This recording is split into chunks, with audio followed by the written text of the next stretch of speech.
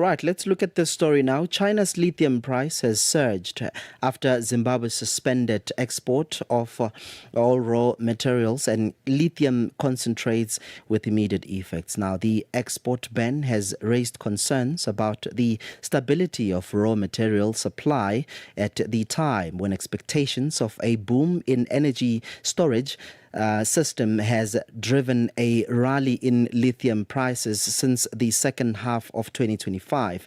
Now, Zimbabwe is the largest lithium producer in Africa and exported around 1.128 million tons of spodumene concrete in 2025, up 11% from the previous year, with the bulk of the exported volume shipped to China. For more on this, we're joined on the line by an independent policy researcher and political economist, Kevin Tutani. Kevin, a very good afternoon to you, and thank you so much for making the time. Perhaps let me begin our conversation by asking you, to what extent can we say the export suspension directly drove the recent spike in lithium prices in China?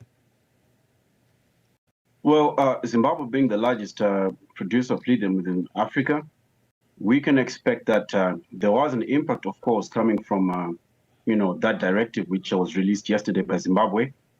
And we do know that there's growing demand for electric vehicles in Europe and in China itself.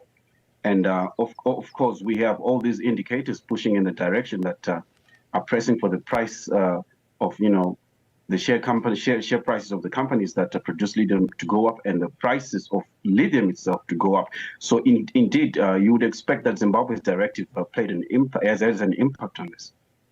And in your view, what is the driving force behind Zimbabwe's export suspension? I would expect that our leaders, the ones in government, they have the best interests of the country at heart, and they would want the country to value add some more, produce more jobs in the lithium sector.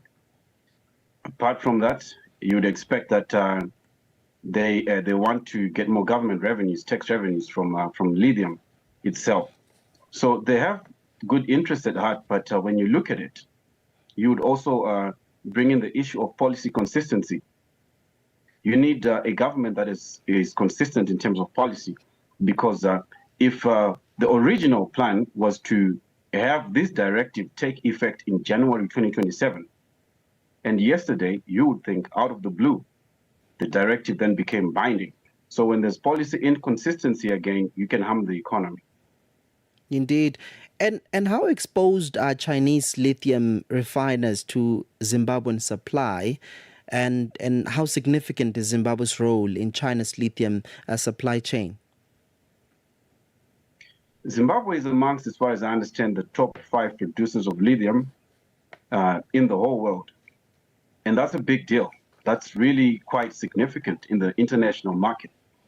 You do have Australia, you do have nations such as Chile and the USA, who have a bit more output than Zimbabwe. But what we also do know from the reports that are coming out is that Zimbabwean authorities are saying we are not quite certain if the amounts that are being reported as exported are the actual amounts that we're exporting, because there are issues of leakages and smuggling of minerals besides lithium also included as well. So Zimbabwe has quite a part to play if it's in the top 5 producers, even if it slips one place to top 6 in any given year. It has a significant impact on what happens in the international lithium market. And Tutani, you spoke about the impact of lithium and the need for lithium in our world today. Is this price rally driven more by supply disruptions fears? And are they likely to see stockpiling behavior from battery makers or traders in response? Stockpiling behavior is what we saw when there was such a bull market in the international lithium market, which, if I recall well, began to drop in 2023. So these being, critical minerals, lithium being a critical mineral, it's expected that stockpiling will happen. It's expected. Why? Because we only expect demand to grow bigger and not less. Yeah, indeed. And how might Zimbabwe's suspension of all raw materials, Tutani, and lithium concentrates influence investment in Zimbabwe's lithium sector? Right. As I was saying before, this directive really indicates policy inconsistency on the part of the executive branch of the state, which is the Ministry of Mines. You know, because if there's policy inconsistency, you can expect potential investments, which wanted to get into exploration for lithium, the extraction, that's the mining of lithium, to hold back a little bit. So that can actually curtail new investment backwards. So it's not a really good move in terms of policy inconsistency. It can hold back investment.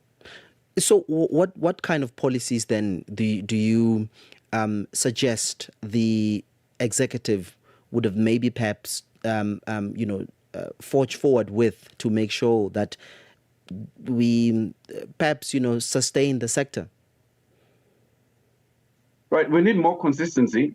For example, a directive was put out in 2025, which actually outlined that only from January 2027 would there be a demand for lithium producers to refine it, that is to the precursor level of battery grade lithium. That is to, that this directive which was implemented yesterday, it was supposed to take effect, that is in January of 2027. And that was as stated in 2025.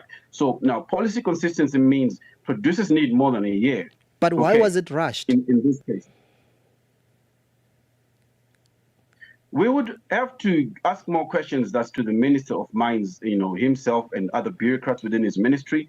But, we also have questions in that regard, because once you have that kind of turbulence in government, then again, it holds back new investment, and it doesn't speak well for the ease of doing business in other sectors. Remember, they didn't just, make this directive become binding to lithium only. They made this directive become binding to all other minerals that are being mined in Zimbabwe. All other minerals have to be refined before being exported. So the directive actually says all minerals have to be refined before being exported. Kevin, just before I let you go, in other words, you're saying that this move is pretty much bad for investment in the country. It's a good move, but we need more consistency from government. We need more a better time lag from when such a directive is mentioned to when it becomes binding. All right. Kevin Tutani is an independent policy researcher and political economist. Thank you so much for indeed making the time. Thanks, Panyol.